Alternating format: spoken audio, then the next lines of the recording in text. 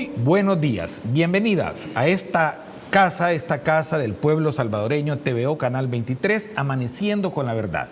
Un viernes más con la entrevista más vista de los días viernes en todo el país. Amaneciendo con la Verdad, este viernes 23 de abril va a hacer un análisis de coyuntura política de la situación actual a 8 días de un cambio trascendental e histórico en la conformación de lo que se da en llamar el primer órgano del Estado, el órgano legislativo. A estos 8 días vamos a comenzar a analizar con el licenciado Ricardo Sosa, criminólogo y analista político, y con el licenciado Carlos Remberto González, esta coyuntura, este momento actual, a casi una semana del arribo de la nueva legislatura. Bienvenido, licenciado Sosa. Buenos días, licenciado Araujo. Buenos días a todos los televidentes y cibernautas de Amaneciendo con la Verdad. Es un privilegio para mí poderme encontrar esta mañana y dirigirme a esta gran audiencia, deseándoles las mayores bendiciones. Carlos Remberto, buenos días, bienvenido. Muchas gracias, Walter, por esta oportunidad de estar en este canal. Nación, es un hito histórico por primera vez en la historia puede el país de lucir un dato que nadie quiere estar, hubiésemos querido estar en otras ligas desde hace mucho tiempo en la historia patria diciendo somos los primeros, como un tiempo se dijo, segundos exportadores mundiales de café. Hablar que éramos el primer país con tecnología cuando Texas Instruments se instaló en El Salvador a maquilar tecnología de primer mundo en aquel tiempo. Eso se perdió 35 o 40 años en donde los datos, pero hoy nos ha tocado el poder presentarle al mundo un dato importante. A nivel de vacunación, que es uno de los hitos de los compromisos, licenciado Sosa, El Salvador ha superado en la región a México per cápita en vacunación, a Panamá, a Costa Rica, a Honduras, Guatemala y Nicaragua. ¿Qué significa esto para el país? Significa, en mi opinión, salud. Significa reivindicar derechos que la población había tenido suspendidos, limitados, marginados para los servicios básicos asistenciales. Y en este tema hay que recordar que al menos desde hace más de un siglo no teníamos la presencia de una pandemia en la dimensión que está COVID-19.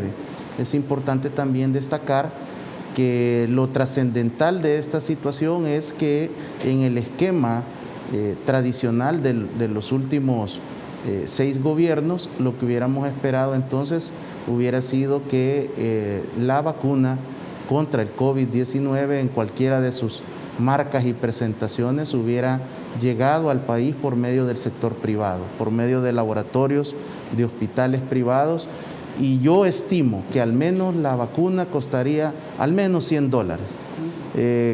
Entre 100 y 150 dólares considero yo que podría tener, de acuerdo a las condiciones de los negocios en El Salvador, y esto lo que representa es una bendición, es un ahorro. Creo que hay que tener muy poco amor por la patria para no poder reconocer que El Salvador está en este momento siendo buena noticia. Hubiesen tenido que aportar $100 millones por una dosis. Son 6.5 millones de salvadoreños los que vamos a tener que vacunar. O sea que esto implica que son $650 millones por una dosis. Le hubiésemos tenido que sustraer a la economía nacional 1.200 y tantos millones de dólares, casi 1.300 millones de dólares que el pueblo hubiese pagado. Y eso aquellos que hubiesen podido pagar, Carlos Alberto. O sea, 1.300 millones o se muere, o la posibilidad de morir de aquella población que no iba a tener esos $100 posiblemente. Hoy la vacuna es gratuita, es voluntaria, que hay libertad de quien se la quiere poner o no, y es eficiente en la forma en la cual se está poniendo. Mundial con un reconocimiento, inclusive de países que antes no querían reconocer y que decían El Salvador ni vayan. Bueno, en El Salvador vemos todos los días 3 fallecidos, en Guatemala 10, 15, 20, y en los países Chile, Estados Unidos, Francia, vemos las grandes cantidades de fallecidos todos los días. Eso nos coloca a nosotros allá en un estandarte muy espectacular a nivel de salud, pero no solo eso, sino que nos están colocando ya en otros niveles también de respeto a los derechos humanos, porque todo eso de tratar bien a nuestra gente es impresionante. Yo que vivo en este país y realmente quedé bastante impresionado. Ni en los hospitales privados tienes atención la gente, de verdad. A mí me entusiasmó de ver a los señores que se bajaban, que los mandan a traer en camionetas, pero con aire acondicionado, viendo, y de toda la gente humilde, bien contenta. En 45 minutos tú te vacunas, te dan la instrucción de cómo vas a seguir. Una atención de primer nivel, la digo por hoy. Así es que yo realmente estoy muy orgulloso de ser salvadoreño, estoy muy orgulloso del gobierno que tenemos realmente. Esto, para que se vuelva a ver una cosa así, pues no, ojalá nunca volvamos a tener otra pandemia, pero aquí en El Salvador, aquí solo hemos tenido una ola, aquí no hay una segunda ola, tercera ola, ni cuarta ola, ni la va a haber. No la va a haber porque no hay condiciones, porque todas las medidas primarias, como dijo aquí el amigo Sosa, es que se guardaron al principio y lo que criticaron es lo que ha sido más efectivo para que esto no pase. Dadas como la de la prensa gráfica, que dice proceso de vacunación lento, cuando las estadísticas del Hospital Hopkins, que es la estadística mundial de referencia, la cual inclusive es tomada por la Organización Mundial para la Salud y la Organización Panamericana para la Salud para ir haciendo estas mediciones, han mostrado todo lo contrario en esa curva de ascenso. No les bastó, el día de antier sacaron otra portada demeritando y criticando el proceso de vacunación. ¿Hasta cuándo va a seguir este tipo de prensa nacional y entender que está nadando contra una realidad grande en El Salvador? Bueno, realmente es bastante inaudito cómo se puede despotricar contra un país, dañar la imagen, generar o tratar de generar la denominada agenda setting, porque ese es el esquema perverso, tratar a través de ciertos medios de comunicación establecer qué es lo que el pueblo debe de hablar en el día, y se lo enmarcan desde el desayuno a través de una portada. La gente va, pero creo que el efecto está siendo contravertido en dos direcciones. Primero, Diario El Salvador se convierte ahora en el periódico número 1 de circulación nacional, efectiva y real. No es que se diga que se imprimen tantos ejemplares y el 10% es la realidad. Y solo lo van a repartir en algunos semáforos para hacer como la parte mediática. El periódico está llegando a lo largo y ancho del país. Se acaba aproximadamente a las 8 o 9 de la mañana, usted ya no lo encuentra. Esto lo que refleja es que si estos medios que cada vez están más delgaditos, si usted observa, están entre 29, 38 páginas, y de esas 10, 11 o 12 son publicidad de un supermercado. Esto quiere decir que prácticamente este supermercado es el que mantiene y le da la vida a estos periódicos. Lo que ha sucedido es de que estas noticias no han tenido el eco ni han sido replicadas por la gente, al contrario. Se ha visto en redes sociales una serie de improperios, de videos de gente casi que con el brazo diciéndole, mire, yo le puedo decir la verdad, y relatan su historia. Además, ahora, esta semana ha iniciado ya la vacunación de los comunicadores, de periodistas, de personas que trabajan en diferentes medios de comunicación, y yo no he visto uno que no reconozca las condiciones o las cualidades sobre las que yo me refería. Así que creo que lo importante, como en la vacunación, como en el plan control territorial, como en las finanzas, es acudir a la fuente primaria de información para evitar especulaciones.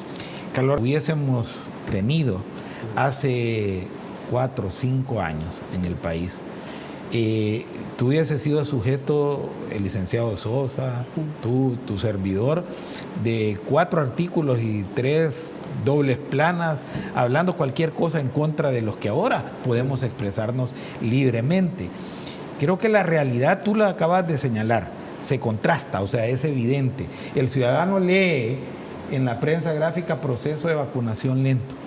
Y este ciudadano va al megacentro, a 172 centros de vacunación a nivel nacional y ve la fluidez, la agilidad, la rapidez de la atención. O sea, esta primera plana no es conteste con la realidad que está viviendo el ciudadano. Vamos un poco más adentro.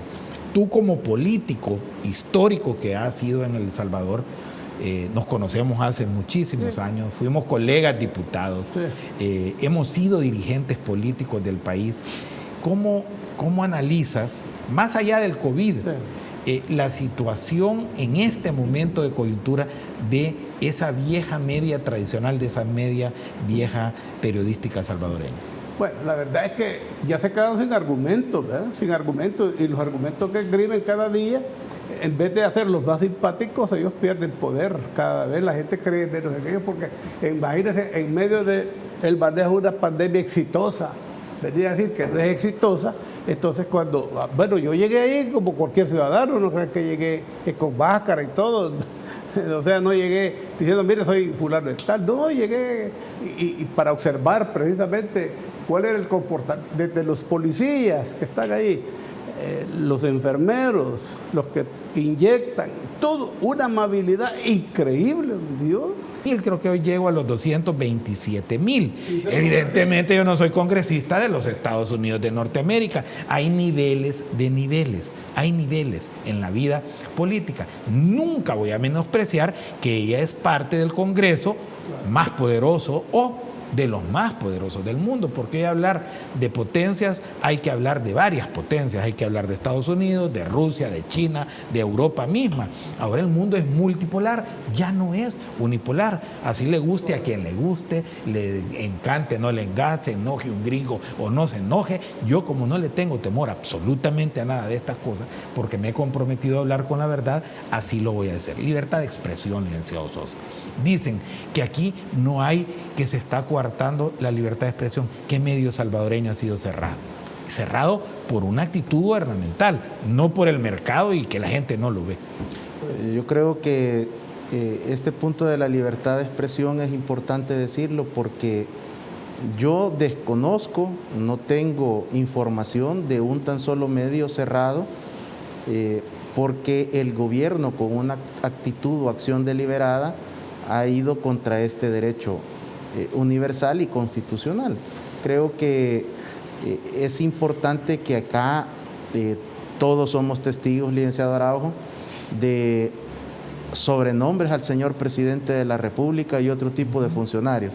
Hay una serie de cuentas en redes sociales que se dedican a construir, a diseñar memes todos los días, y realmente creo que si se ponen los medios denominados de oposición, las radios, que son pocas las que están en esta campaña generando odio, generando saña, generando discordia entre salvadoreños y salvadoreños, podemos observar cómo no solo se ofende, se llega a un grado de delito y de difamación contra el gobierno, el señor presidente, sus ministros, varios de los funcionarios de autónomas. Y no existe ni siquiera ningún tipo de comentario que se pueda considerar amenaza. Que decía que Ecuador está más cerca de México. El vuelo de Ecuador a la Ciudad de México dura 3 horas. Y Ecuador de Buenos Aires es 3 horas 45 minutos. Para que dimensionemos, todavía nosotros estamos más cerca de Ecuador que lo que puede estar Argentina. Y esto que traigo a colación, estado de excepción en un país sudamericano, ya no es ley de emergencia, no es estado de emergencia, sino que es la suspensión de las garantías constitucionales todos los días y permanentemente para poder controlar el virus. Carlos Remberto, tú que has sido político, tú que has analizado y vivido esta experiencia, ¿cómo interpretas lo que está pasando en Alemania, Italia, cerrando países en una tercera ola, cuarta ola, quinta ola? La coacción de libertades y aquí pegaron el grito en el cielo cuando el presidente nos protegió como sociedad salvadoreña en el momento oportuno que debía de hacerlo, y pegaron el grito, una sala de lo constitucional declarando inconstitucionales las acciones del presidente de la República. ¿Y de qué nos salvó? De cosas como las que están sucediendo en Ecuador. Bueno, y todavía menciona, de ahí salió la palabra dictador, ¿va? Que ojalá todos los países tuvieran un dictador así, ¿verdad? Dijeron dictador porque los detenía y no los dejaba viajar a arriesgar la vida. Dictador porque dijo que había que usar máscara. Dictador porque dijo que teníamos que encerrarnos 15 días o un mes, imagínate. Un mes para protegernos, pues. Y es lo que nos está salvando la vida a los salvadoreños, ¿no? E inclusive diría yo que si los salvadoreños no hubiésemos tomado las medidas que el presidente se le ocurrió y al ministro de Salud, Guatemala y Honduras y todos estuviéramos más complicados. Sin embargo, nosotros como que fuéramos una islita. Imagínate todo lo que está pasando en Guatemala y Honduras, y nosotros como que fuéramos una islita súper protegidos. ¿Por qué? Por todas las medidas de protección. Y sin muro, porque aquí Pues no hay sí, muro alrededor del Salvador no hay un sin muro. Y sin las medidas, digamos, de restricciones, pues porque tú puedes ir a Guatemala cuando quieras y Honduras también, pero como que adquirimos un sistema inmunológico más fuerte con esas medidas preventivas. Imagínate Ecuador. Ecuador ha sufrido terriblemente, pues Chile sufrió y después se confinó y parece que están confinados otra vez. Pero vámonos más lejos, vámonos a Europa, a Francia. A Francia allá agarraba a la policía al que no usaba máscara y lo agarraba y lo picaba. Pues. Aquí si hubiese pasado eso, dijeran dictador aquí, ¿qué nos dijeran? Es que aquí hemos tenido realmente un grupo de gente que por tal de causar un daño político, eso se manifestó antes de las elecciones, por causar un daño político y evitar lo que iba a pasar. De todas maneras no lo podían evitar, según ellos lo podían evitar. Creo que este proceso de transformación debe de colocarnos como sociedad a comenzar a pensar en grande de verdad. El Salvador debe de construir una identidad de grandeza y de desarrollo. Vamos a ser el primer país de Latinoamérica con acceso a la informática, con más de 1.200.000 unidades en los hogares salvadoreños, para los niños y estudiantes salvadoreños. ¿Cómo ves tú a nivel de la FENAPE, de la pequeña empresa salvadoreña, toda esta serie de oportunidades que le están abriendo a esta potencialidad de construirnos y constituirnos como un gran país? Bueno, yo creo que es primera vez que un gobierno tiene una visión y en medio de una pandemia de desarrollo real. Porque el problema antes era de que se ponían parches económicos, decían, bueno, los bancos privados decían, vamos a dedicar tantos millones para el desarrollo de la pequeña empresa, pero eran tan pequeños los montos que lo que realmente ayudaban un poco al estancamiento, digamos, pero no al desarrollo. Y aún así la pujanza de la pequeña y media empresa se mantenía. Pero hoy realmente, aún en medio de la pandemia, hemos visto que el entusiasmo de la gente ha mejorado y ha tenido apoyo directo realmente, porque se lograron suavizar un poco las restricciones y las condiciones como para que el pequeño empresario pudiese accesar. Antes era mucho más difícil, hoy se siente como más comprensión. Ahora, hay que decir que la pequeña empresa es el 80% de la actividad económica de este país, por lo tanto reclama grandes saldos económicos, grandes cantidades, digamos. Pero siento que el proceso se ha iniciado bien, porque va con la lógica, va y la gente se va capitalizando, va teniendo automáticamente más efectivo, automáticamente va inventándose a través de la tecnología nuevos productos, digamos, o por lo menos transformaciones de los productos. Y eso lo podemos observar a nivel artesanal. Ayer estaba viendo yo, por ejemplo, que un señor tiene una fábrica de zapatos de las llantas, saca unos zapatos muy bonitos, a buen precio, y todo eso viene a innovar, ¿no?, la industria del calzado. Y así sucesivamente. Una solicitud de auditoría a la Corte de Cuentas o la solicitud de un finiquito express por parte del presidente actual de la Asamblea a 8 días de salir de la legislatura. El licenciado Sosa, ¿cuál es el estado de la política en la nación? Bueno, yo creo que el prediagnóstico que desarrollamos a través de esta plataforma ha venido de alguna manera fortaleciendo esta posible hipótesis. Y definitivamente la etapa de la ira está en mucha de la clase política perdedora. Y también esto responde y trasciende a los medios de comunicación aliados. Es parte también de la misma estrategia. Creo que algunas personas todavía están tratando de buscar a dónde está la figura política, en cuál etapa está. Y sí hay algunos políticos que han perdido, que están en una franca recuperación. Muchos de ellos ya desde hace 2 semanas están anunciando qué van a hacer a partir del 1 de mayo. Están negociando su propia vida. Ya están listos, es más, están haciendo una autorreflexión, se ríen de ellos mismos, claro, de sus errores, y eso denota que van de salida. Es decir, estas personas ya están saliendo de la etapa de duelo, están sacudiéndose el polvo y están con un panorama de amplia visión. Pero también existen otros que están no solo en el proceso de ira, sino que también están ingresando rápidamente a una etapa depresiva. Tendremos muchas personas psicóticas, esa es mi proyección, y hay peligro también de posibles suicidios. Y para esto me voy a remontar a un único caso.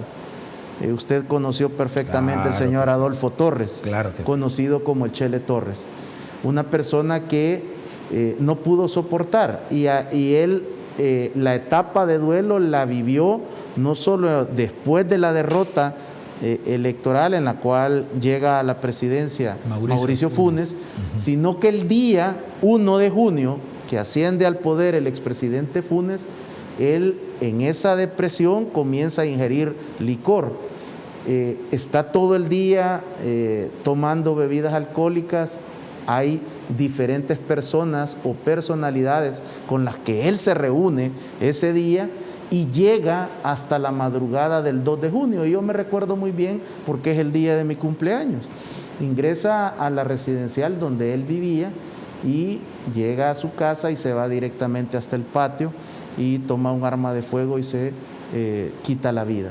Esto es la máxima expresión de esta situación en la cual no se puede asimilar este proceso. Pero además hay otro tipo de lecturas en las últimas horas, y es tratar de lograr finiquitos express al estilo del expresidente Tony Saca, que por cierto de nada le sirvió que el expresidente, la misma persona que está procesada en este momento, el doctor Hernán Contreras, fue el que le entregó el finiquito también al expresidente Saca, y el expresidente Saca está condenado. Es decir que sí hay una instancia para la parte de la normalidad y del protocolo y del procedimiento de revisar y de auditar los fondos públicos, pero esto no limita que la posible junta directiva de la Asamblea Legislativa solicite auditorías independientes por firmas de prestigio nacional o internacional,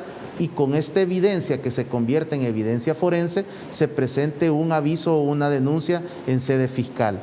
Es decir, que es importante también conocer cuál es la magnitud de lo que está sucediendo. Y además hay otro componente. Hasta el próximo viernes el reglamento interior de la Asamblea Legislativa está vigente y es ley de la República. Y este reglamento establece que la actual Junta Directiva, como una de sus facultades y competencias, tiene la responsabilidad de coordinar que la nueva Asamblea Legislativa encuentre las condiciones el 1 de mayo. Es decir, que no pueden decir: mire, fíjese que como ellos no vinieron, no tenemos el teléfono de los nuevos legisladores, no pudimos preparar nada, no sabemos ni cómo abrir el parqueo, es asueto, y además fíjese que es fin de semana, entonces los empleados legislativos no pueden forzarse a llegar. Creo que ese tipo de situaciones no es un pretexto. En segundo lugar, la Junta Directiva de la Asamblea Legislativa es la responsable de los contratos, de los despidos, de los aumentos salariales, de todo el quehacer, y esta delega en el presidente de la Asamblea Legislativa esta responsabilidad. Es decir, que aquí hay responsabilidad compartida. Debe de haber un acuerdo de junta directiva, así lo establece la ley del reglamento interior, y se le otorgan poderes y representación al presidente que ejerce la representación judicial y extrajudicial de la Asamblea Legislativa.